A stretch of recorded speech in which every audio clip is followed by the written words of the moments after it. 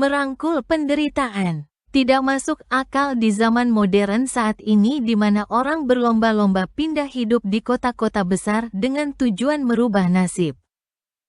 Mereka menganggap hidup di desa yang serba terbatas, hanya bergulat setiap hari dengan suasana sepi dan penderitaan. Di samping itu masih ada orang sengaja dan sukarela menjauhkan diri dari hidup keramaian yang hiruk-pikuk dengan keberisikan suara-suara bermacam-macam kesibukan. Di sini penulis hanya menyelami dari konten-konten media sosial yang mengeksplor kehidupan seseorang, baik ada yang lelaki maupun perempuan memilih hidup menyendiri di tengah hutan. Di sini akan diulas bukan alasan mengapa menjauhi kehidupan bermasyarakat yang normal dari memilih hidup menyendiri. Dari konten-konten di atas disebutkan beberapa alasan untuk memilih menjalani hidup seperti itu, tetapi di sini akan diulas suka duka hidup menyendiri itu. Terutama dalam kaitannya dengan penderitaan yang secara sadar dipilihnya. Jika orang biasa akan geleng-geleng kepala menuju lokasi mereka, ada yang harus ditempuh hanya berjalan kaki saja. Malah ada lagi yang lebih ekstrim, harus menyeberangi 2 sungai dan mendaki bukit dan lembah yang berbahaya. Dalam wawancara, mereka hidup hanya bertani di sekitar gubuknya dan menjual ke pasar di desa yang terdekat. Mereka memikul barang hasil bumi dengan jarak yang lumayan jauh, ada sekitar 5 kilometer. Mereka tukarkan dengan kebutuhan sehari-hari yang cukup untuk 1 bulan.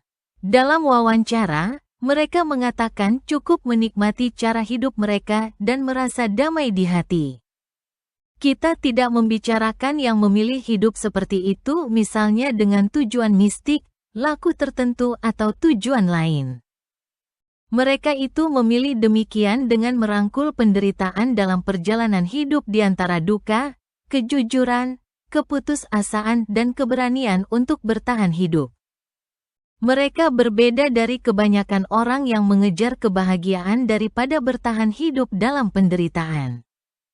Bila diperhatikan, mereka yang mengejar kebahagiaan sebagian ada yang menemukan sebaliknya, yaitu penderitaan. Sebenarnya kita semua dalam hidup ini ingin menghapus bayang-bayang penderitaan itu dalam keseharian. Mereka merasa optimis mencapai hal itu, menghindari pesimisme.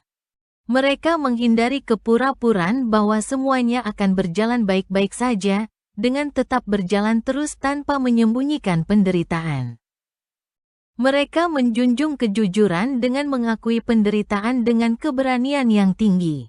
Dengan cara ini kita akan mengenal diri sendiri secara utuh, dengan mengungkapkan kenyataan hidup.